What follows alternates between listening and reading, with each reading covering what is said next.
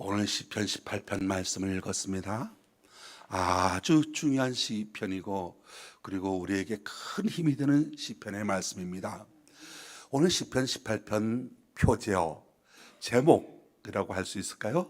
본문 앞에 보면 제목이 붙인 것을 보면 여호와의 종 다윗의 시, 인도자를 따라 부른 노래, 여호와께서 다윗을 그 모든 원수들의 손에서와 사울의 손에서 건져주신 날에 다윗이 이 노래의 말로 여호와께 아뢰어 이르되 라고 되어 있습니다.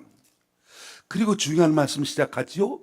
나의 힘이 되신 여호와여, 내가 주를 사랑하나이다. 아주 유명한 고백으로 시편을 시작하고 있습니다. 이 시편 18편의 이 말씀은 다윗이 노년에 쓴 것으로 추측이 됩니다. 하나님께서 그동안 다윗에게 있었던 수많은 곤경과 곤란과 환난 가운데서 건져주셨고, 그리고 이제 모든 원수들을 자기 앞에 굴복하게 하셨으며 자기를 왕으로 높여주신 하나님의 은혜에 대한 찬송입니다. 하나님을 사랑합니다. 고백의 말씀이 됩니다. 이 시편 18편에서 다윗은 자기 인생에서 얻은 트로피를 자기에게로 돌리지 않냐고 하나님께 돌리고 있습니다. 그래서 이 시를 읽는 성도로 하여금 자기 인생의 마지막이 어땠는가를, 자기 마지막 순간들을 생각해 보게 만듭니다. 나의 인생의 종착역에서 나는 어떻게 되돌아볼 수가 있겠는가, 어떤 감사의 회상을 할 수가 있을까라고 하는 것을 생각해 보게 되지요. 다윗은 자신의 인생 종착역에서 어떻게 무엇을 회상하고 있습니까?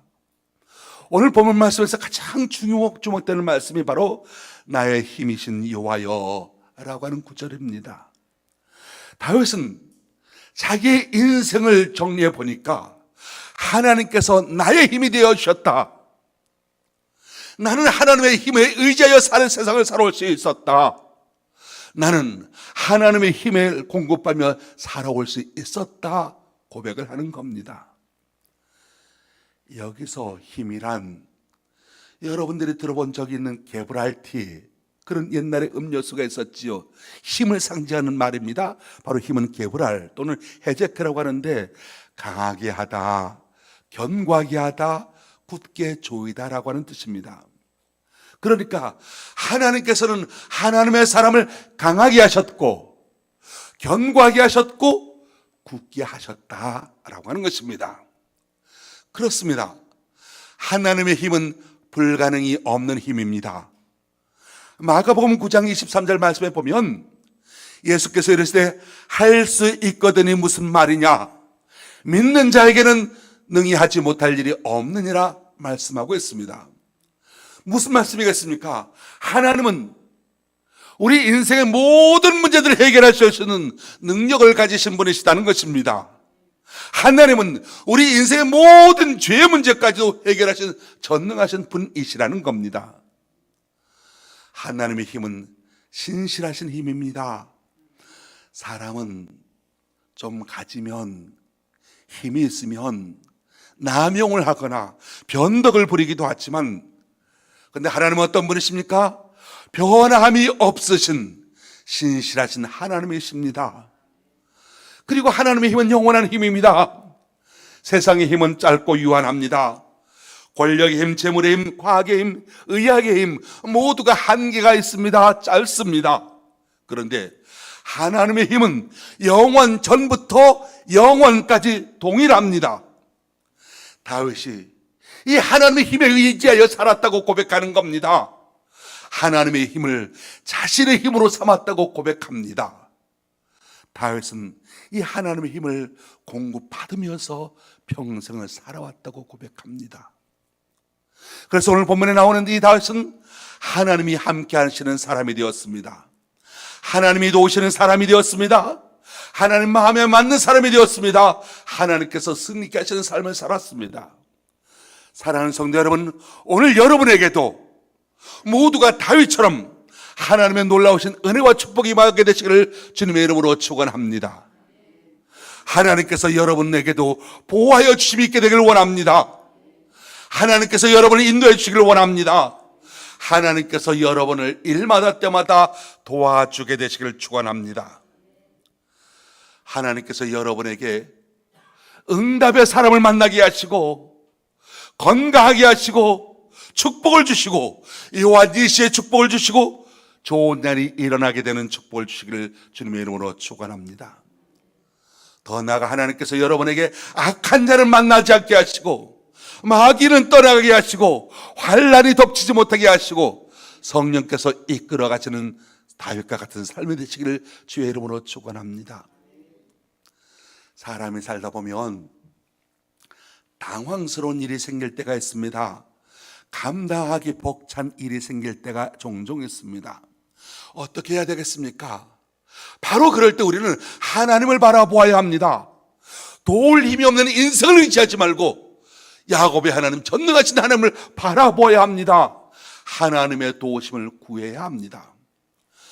우리 인간에게는 체력의 한계, 경제력의 한계, 권한의 한계가 있습니다. 그런데 다윗은 자신의 힘이나 방백들의 힘이나 이웃나라에게 힘을 의지하지 않았습니다. 하나님을 바라보았습니다. 하나님을 사랑했습니다. 하나님의 힘을 삼고 하나님을 의지하여 하나님의 도우심을 받아 마침내 승리하는 삶을 살게 되었습니다.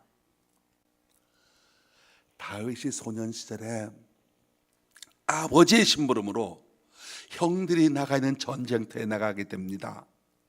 가서 전쟁터에 가서 보니까 이스라엘과 블레셋 사이에 전쟁이 벌어졌는데 이 블레셋에 골리앗이라고 하는 힘센 장수가 있어서 이스라엘 군사들이 꼼짝도 못하고 봉변에 곤경을 당하고 있었던 것이었습니다. 이 골리앗이 하나님을 모독하고 그리고 이스라엘 군대를 모욕하고 있었습니다. 다윗이 견딜 수가 없었습니다. 하나님의 이름을 모독하는 저자를 내가 그냥 둘 수가 없다. 그래서 골리앗과 싸우겠다고 나섭니다. 형들이 말립니다. 사울왕이 말립니다. 그래도 다윗은 뜻을 굽히지 않습니다. 골리앗이 다윗을 보고 내가 나를 개로 여기고 막대기를 가지고 내게 나왔느냐 조롱을 합니다. 그때 다윗이 이렇게 말합니다. 너는 칼과 창과 단창으로 내게 오거니와 나는 만군의 여호와의 이름 곧 내가 모욕하는 이스라엘 군대 하나님의 이름으로 내게 가노라. 오늘 여호와께서 너를 내 손에 넘기시리니 내가 너를 쳐서 내 목을 베고 온 땅으로 이스라엘 하나님이 계신 줄 알게 하겠고 또 여호와의 구원하심이 칼과 창에 있지 아니함을 이 무리에게 알게 하리라. 전쟁은 여호와께 속하는 것인즉 그가 너희를 우리 손에 넘기시리라 외칩니다. 어린 소년이었었지만 다윗은 하나님을 바라보았습니다. 하나님을 의지했습니다. 나갔습니다. 골리앗을 물리쳤습니다.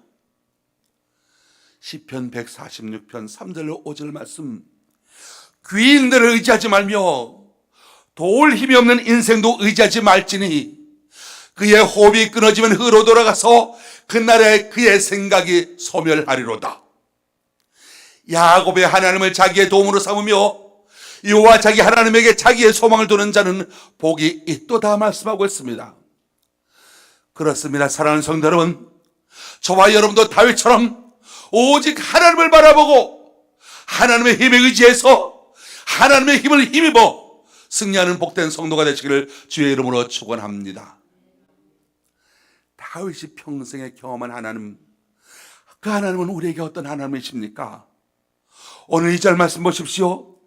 여호와는 나의 반석이시오 나의 요새시오 나를 건지시는 이시오 나의 하나님이시오 내가 그 안에 피할 나의 바위시오 나의 방패시오 나의 구원의 뿌리시오 나의 산성이시로다 했습니다. 이 말씀 보면 다윗은 하나님을 나의 반석이라고 고백합니다. 반석. 위기에 처한 사람, 삶에 터져 흔들린 사람에게 흔들림 없이 붙잡아주는 가장 좋은 튼튼한 피난처라는 뜻입니다. 다음으로 하나님은 다윗에게 있어서 나의 요새시오, 요새라고 고백되어집니다. 요새는 적군의 동태를 한눈에 파악할 수 있어서 적의 공격을 피하거나 저지할 수가 있습니다. 그래서 하나님은 자신을 보호하여 주시는 요새라고 고백을 합니다. 또한 다윗은 하나님을 가리켜서 나를 건지시는 이시오라고 합니다. 건지신다. 어려움 속에서, 그 상황 속에서 나를 건져주신다, 구원해 주신 분이시라 말합니다. 그래서 다윗은 하나님을 나를 건지시는 이시라고 소개합니다. 그리고 다윗은 하나님을 나의 하나님이시오라고 그랬습니다. 여기서 하나님은 엘로힘이라고 하는데 창조주 하나님, 통치자 되신 하나님을 말합니다. 또 다윗은 하나님을 가리켜서 나의 바위시오라고 표현합니다. 돌산과 같이 흔들림 없이 큰 바위를 말합니다. 바위는 변함이 없습니다. 영원토록 변함이 없으신 하나님, 그 하나님을 고백하는 것이지요. 또 다윗은 하나님을 가리켜서 나의 방패의 시오라고 말합니다. 방패는 무엇입니까? 적의 화살, 공격을 막아주는 무기입니다. 그래서 하나님을 대적의 공격으로부터 막아주는 방패라고 고백합니다. 또 다윗은 하나님을 나의 구원의 뿌리시오라고 그럽니다. 뿔, 권세나 힘을 상징하지요. 하나님을 권세와 힘을 가지고 구원하시는 구원의 뿌리시라고 고백합니다. 또 다윗은 하나님을 가리켜서 나의 산성이시라고 그럽니다. 산성은 험하고 높은 산 꼭대기에 세워진 피성으로 피난처 역할을 합니다. 하나님께서 안전하게 보호해주는 산성이라고 고백합니다. 이 하나님의 힘에는 세 가지 특징이 있습니다. 첫째, 하나님의 힘은 영원한 힘입니다. 세상의 힘은 영원하지 않습니다. 권력도, 재물도, 육체도, 과학도, 의학도 유한합니다. 그러나 하나님의 힘은 무한합니다. 영원합니다. 두 번째로 하나님의 힘은 불가능이 없는 힘입니다. 세상의 힘은 한계가 있습니다. 그러나 하나님의 힘은 전능하신 힘이십니다. 예수님께서 말씀하셨습니다. 할 수 있거든이 무슨 말이냐? 믿는 자에게는 능치 못할 일이 없느니라. 세 번째로 하나님의 힘은 신실하신 힘입니다. 사람은 힘을 가지면 변질됩니다. 그런데 신실하신 하나님은 어제나 오늘이나 영원토록 변함없으신 전능하신 분으로서 우리를 보호하시고 인도하시고 도와주신 분이십니다. 다윗은 그 하나님의 힘으로 세상을 살았습니다. 하나님의 힘으로 골리앗을 물리쳤습니다. 다윗 왕에게 쫓겨 도피성을 할 때 하나님의 힘으로 위기를 넘겨갔습니다. 하나님께서 주시는 힘으로 수많은 전쟁에서 승리했습니다. 하나님의 힘으로 마침내 강성한 나라를 세우게 됩니다. 사랑하는 성도 여러분, 저와 여러분도 하나님께서 주시는 힘으로 살아가는 성도가 되시길 바랍니다. 하나님께서 주시는 힘을 공급받게 되시길 바랍니다. 하나님께서 주시는 힘으로 어려움을 극복하시고 승리의 삶을 살아가는 저와 여러분 되시길 주의 이름으로 축원합니다. 그렇다면 여러분, 우리가 하나님으로부터 영원하고 전능하신 힘, 그 힘을 공급받는 비결이 무엇이겠습니까? 언제 하나님의 힘이 우리에게 임하겠습니까? 바로 우리가 하나님을 사랑할 때입니다. 하나님을 사랑합니다라고 고백할 때 하나님의 힘이 우리에게 임하게 됩니다. 오늘 1절 말씀 보십시오. 내가 주를 사랑하나이다. 따라 하겠습니다. 내가 주를 사랑하나이다. 나의 힘이 되신 여호와여, 내가 주를 사랑하나이다. 오늘 이 다윗의 고백이 여러분의 고백이 될 수 있게 되기를 축원합니다. 하나님을 사랑합니다 고백하고 하나님을 사랑하는 사람으로 살아가는 것, 바로 그것이 신앙생활 하는 겁니다. 하나님을 사랑하는 것 자체가 하나님을 섬기는 가장 중요한 것이 됩니다. 갑돌이와 갑순이 노래 아시지요? 아시는 분 한번 살짝 들어보십시다. 오케이, 됐어요. 네. 갑돌이와 갑순이는 한 마을에 살았더래요. 둘이는 서로 사랑을 했더래요. 그러나 둘이는 마음뿐이래요.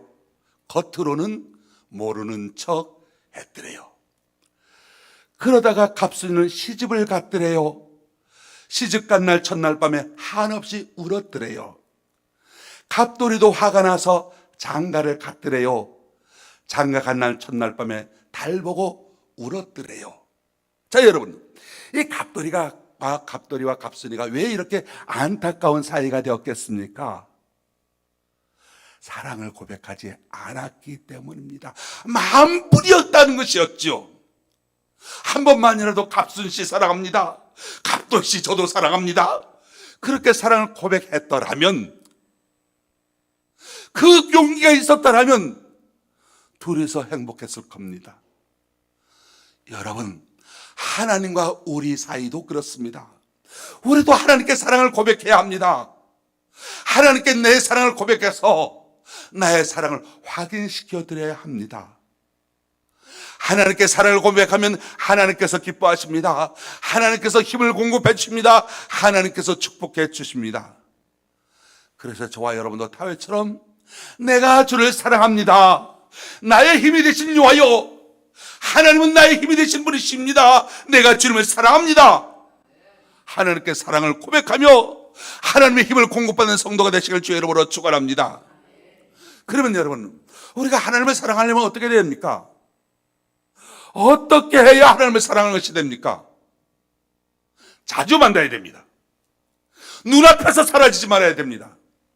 사람들이 사랑하는 모습을 보면 그렇지 않습니까? 매일매일 만납니다. 만나면 돌아보고 싶고, 만나서도 보고 싶고, 보고 있어도 보고 싶고, 돌아서면 또 보고 싶어집니다. 그래서 전화하고 카톡하고 만나면 손잡고 다니고 함께 식사하고 끝없이 얘기하면서 온통 사랑하는 사람에게 집중을 합니다. 애인이 군대 가면 군대말로 왜 여자들이 고무신 거꾸로 신겠습니까? 여자들이 군대 간 애인 기다리지 못하고 고무신 거꾸로 신는 이유, 눈에 안 보이니까, 자주 안 만나기 때문이라는 것입니다. 미국의 행동과학자 볼비에 의하면 사람이 사랑에 빠지면 동조 현상이 생긴다고 합니다. 사랑하는 감정이 크면 클수록 상대방의 좋은 점을 닮으려고 하는 욕구가 강해진다고 합니다. 그래서 사랑하면 좋아하는 음식도 같이 먹게 되고 취미마저도 같아지게 된다는 것이지요.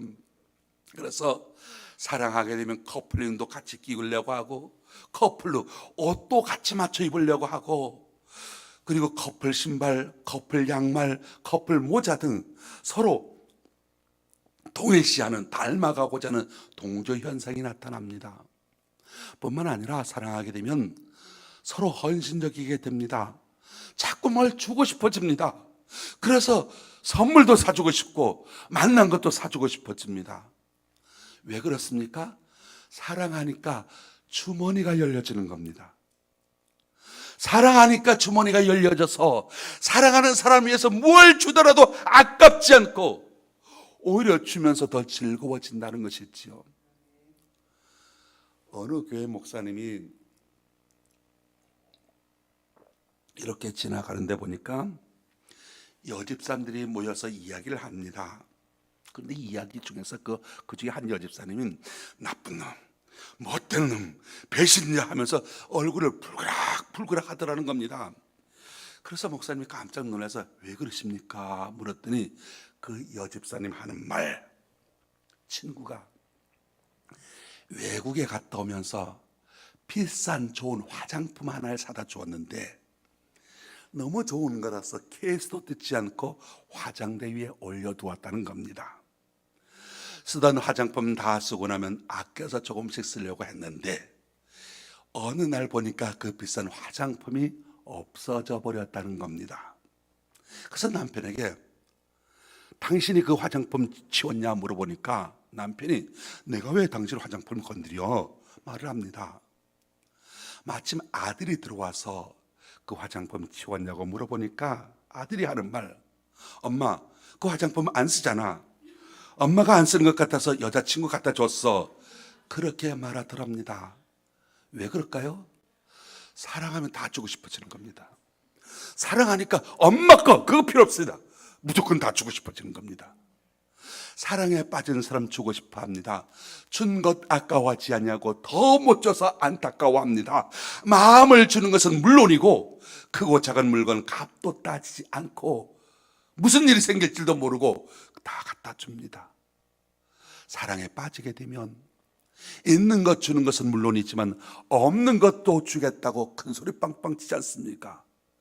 옛날 노래 중에서 하늘에서 별을 따다, 하늘에서 별을 따다 주겠다, 뭐 그런 노래 여러분 아시나요? 그렇습니다. 그런 남자에 속아서 결혼하신 분 있는지 모르겠습니다. 여러분 중에도 그런 말에 혹해서 결혼하신 분이 있을 겁니다.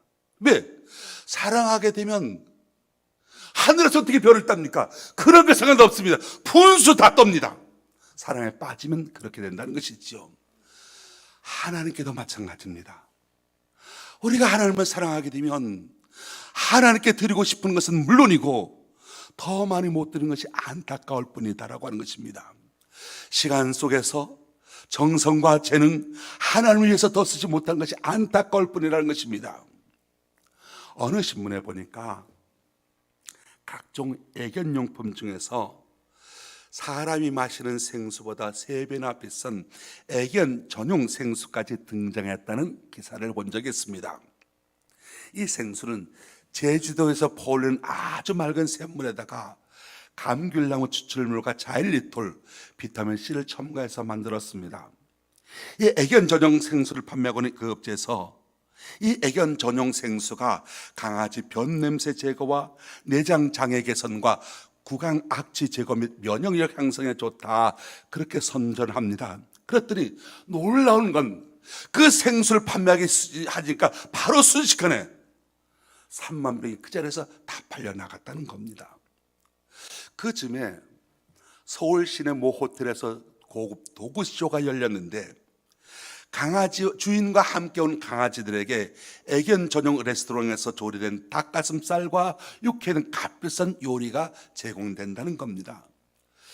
그 기사를 읽으면서 옛말에 개팔자 상팔자다라고 하는 말이 있었는데 그렇겠다 실감이 되었습니다. 자, 여러분 참 불경스럽고 미안한 얘기입니다만 개와 비교해서 조금 그렇습니다만은 우리와 하나님의 관계도 그러하지 않나 생각을 해봅니다. 우리가 무슨 큰일을 하지 않아도 우리가 그렇게 그만큼 강아지를 사랑하는 만큼만이라도 하나님을 사랑한다면 많은 시험거리들이 우리에게서 저절로 사라지게 될 겁니다. 다윗은 하나님을 사랑했습니다. 그래서 자신의 인생을 송두리째 하나님께 바쳤습니다. 성전 짓는 것이 꿈이었습니다. 성전을 지어 하나님께 바치는 것이 꿈이었습니다. 그 생각과 그의 마음에 온통 하나님으로 가득 차 있었습니다. 그러니까 어떻게 했습니까? 그러니까 하나님께서 다윗을 또한 사랑해 주셨던 겁니다. 사무엘하 8장 6절 말씀 보면 다윗이 어디로 가든지 여호와께서 이기게 하셨더라. 다윗이 하나님을 사랑하니 하나님께서 다윗이 어디로 가든지 이기게 하셨더라. 강아지 키우시는 분들 보십시오. 그 강아지한테 얼마나 정이 갑니까? 퇴근했다 집에 들어오면 얼마나 반겨주고요, 얼마나 내게 기쁨이 되어줍니까? 그렇게 자기만을 바라보는 그것 때문에 강아지에 대한 온갖 애정을 쏟을 수가 있는데 하나님께서 자기를 그렇게 바라보는 다윗을 어찌 그냥 두시겠습니까? 어디를 가든지 하나님께서 이기게 하셨다 말씀합니다. 그리고 또 사무엘하 8장 14절 말씀에도 보면 다윗이 어디로 가든지 여호와께서 이기게 하셨다 반복해서 나오고 13절에서 다윗이 명성을 떨치니라 말씀합니다. 그렇습니다. 이것이 정상적인 신앙인의 모습입니다. 최고의 은혜와 복은 하나님께서 함께 하심으로 승리하는 것을 말합니다. 하나님께서 우리에게 모든 것을 주셨습니다. 남김없이 주셨습니다. 마지막에는 독생자 아들까지 주셨습니다. 우리가 그 하나님의 사랑에 감격해서 나도 하나님을 사랑하며 살아가는 것, 바로 그것이 우리의 신앙생활이지 않겠습니까? 간혹 왜 교회 다니느냐, 왜 신앙생활 하느냐고 묻는다면 복받기 위해서 믿는다, 천국 가기 위해서 믿는다고 말합니다. 그 대답이 틀린 대답은 아닙니다만 정답은 하나님을 사랑하니까 하나님을 사랑하니 하나님을 섬깁니다 라고 해야 하지 않겠습니까? 우리가 무엇 때문에 하나님의 말씀을 순종하려고 합니까? 우리가 하나님의 말씀에 순종하는 이유 역시 하나님을 사랑하기 때문에 하나님의 말씀을 따르는 겁니다 라고 해야 하지 않겠습니까?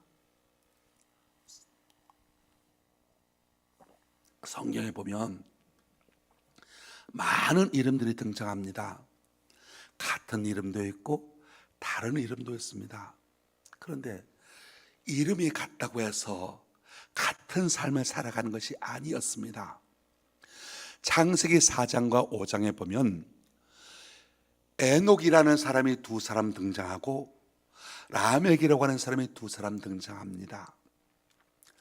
창세기 4장에 나오는 에녹은 가인의 아들입니다.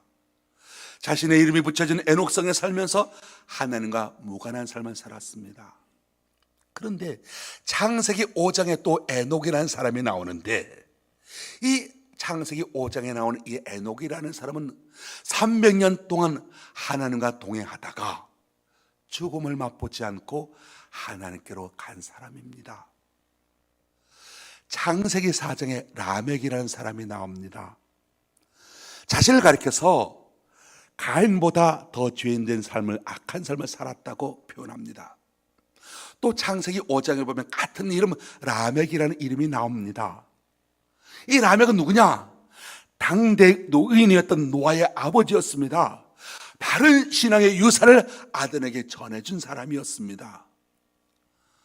여호와께서 수고로 일하는 우리를 이 아들이 아니하시리라.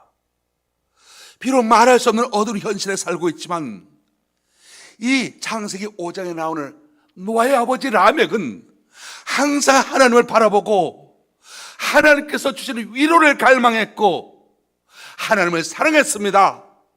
그런 소망과 갈망과 사랑이 그의 아들 노아를 통해 이루어지길 바랐던 겁니다. 신약 성경 가운데도 유다서가 있습니다. 이 유다서는 예수님의 동생이었던 유다가 썼습니다. 그는 초대교회 복음의 지도자였고 그리고 전도자였습니다. 유다라고 하는 이름을 가진 동명이인이 있지요. 여러분들이 아시는 가룟 유다가 있습니다. 그는 예수님을 판 사람입니다. 같은 이름입니다. 같은 유다입니다. 그런데 한 사람은 초대교회 지도자로 복음을 전하고 교회를 지켰습니다. 다른 한 사람은 은화 30냥을 받고 예수님을 팔아넘겼습니다. 같은 이름을 가진 사람이라도 그 생각 속에 무엇을 품고 있느냐, 그것에 따라 그들의 삶이 달라졌고 그 생각 속에 무엇을 살아가느냐에 따라 무엇을 하게 되었는지 존재와 가치가 다른 삶을 살게 되었다는 겁니다. 예수님의 동생이었던 유다는 초기에는 예수님을 믿지 않았으나 후에 예수님 믿고 변화되어서 교회 지도자가 되었고 전도자가 되었고 교회를 지키는 사람이 되었습니다. 그런데 가룟 유다는 어땠습니까? 처음에는 예수님의 부름을 받았습니다. 예수님이 사랑하는 제자가 되었습니다. 근데 그 생각 속에 하나님 주님에 대한 사랑이 아니라 다른 것이 들어있었습니다. 그래서 예수님을 팔아버린 배신자가 되었습니다. 그 차이가 어디에 있을까요? 하나님이 그 삶의 중심이냐 아니냐, 그 마음의 중심에 무엇을 사랑하느냐에 달려 있었다는 것이었습니다. 예수님의 동생 유다는 이런 기록을 남깁니다. 유다서 1장 20절. 사랑하는 자들아, 너희는 너희의 지극히 거룩한 믿음 위에 자신을 세우며, 거룩한 믿음 위에 자신을 세우며 성령으로 기도하며 라고 말씀합니다. 그렇습니다. 사랑하는 성도 여러분, 거룩한 믿음 위에 자신을 세워 나가십시오. 거룩한 믿음이 무엇입니까? 구별된 믿음입니다. 구별된 믿음이 뭡니까? 모든 상황 속에서 하나님의 선하심과 하나님께서 개입하시는 것을 믿는 것을 말합니다. 구별된 믿음. 내 주어진 환경 속에서 하나님을 필연적으로 생각하는 것, 하나님과 상관성을 바라보며 사는 것을 말합니다. 모든 것의 중심이 하나님 중심입니다. 그렇습니다. 성도 여러분, 하나님이 저와 여러분의 마음 중심에 있다면, 저와 여러분의 마음속에 하나님 중심의 삶을 살고 있다면 우리는 하나님께서 기뻐하시는 같은 삶을 살게 되는 것이고, 하나님이 내 마음 중심에 없다면 그는 전혀 다른 삶을 살아가고 있는 겁니다. 비록 우리가 똑같은 이름을 사용하고 있진 않지만 우리 모두가 각자가 하나님 사랑합니다, 하나님 사랑으로 하나님 중심의 삶을 살아간다면 우리는 성령의 임재를 경험하는 같은 삶을 살아가는 것입니다. 왜냐하면 하나님이 우리 인생의 전부이기 때문입니다. 사랑하는 성도 여러분, 바라기는 하나님을 사랑하는 믿음 위에 자신을 세워가게 되시길 바랍니다. 나의 힘이 되신 여호와여, 내가 주님을 사랑합니다 라는 찬송이 있습니다. 오늘 말씀처럼 나의 힘이 되신 여호와여, 내가 주를 사랑하나이다. 이 구절은 지극히 짧은 구절입니다만 바로 이 고백 안에 다윗이 예수 그리스도의 조상이 된 이유가, 나의 힘이 되신 여호와여, 내가 주님을 사랑합니다 라고 하는 이 짧은 구절 속에 다윗이 모든 환난 가운데서 보호받게 되었던 원인이, 나의 힘이 되신 여호와여, 내가 주를 사랑하나이다, 이 사랑의 고백이 다윗으로 하여금 가치 있는 생애를 살게 했던 비결이 되었던 겁니다. 사랑하는 과학계 성도 여러분, 저와 여러분이 하나님을 힘으로 삼게 되시길 원합니다. 그러기 위하여 마음과 뜻과 목숨을 다하여 하나님을 사랑하게 되시길 바랍니다. 나의 힘이 되신 여호와여, 내가 주를 사랑하나이다, 이 고백이 여러분의 찬송이 되고 여러분의 심령의 노래가 되고, 내가 주를 사랑하나이다, 이 고백이 여러분의 삶의 동력이 되시길 주의 이름으로 축원합니다. 그래서 다윗처럼 하나님의 마음에 꼭 드는 사람이라는 하나님의 인정을 받는 성도들이 다 되시기를 예수님의 이름으로 축원합니다. 기도하겠습니다. 우리의 힘이 되어주신 하나님 감사합니다. 힘이 되어주시는 하나님과 함께하는 삶이 되게 하여 주옵소서. 하나님의 백성답게 살기를 원합니다. 강하고 담대하게 세상을 이긴 사람답게 하여 주옵소서. 다윗이 환난 때 제일 먼저 하나님 사랑합니다, 주님의 사랑을 찬양하였듯이 우리도 주님을 사랑하며 찬양하게 하시고 주님의 넓은 사랑을 받았듯이 우리의 삶에 주님을 또한 사랑하는 삶이 되게 하여 주옵소서. 우리를 사랑하신 예수님의 이름으로 기도합니다. 아멘.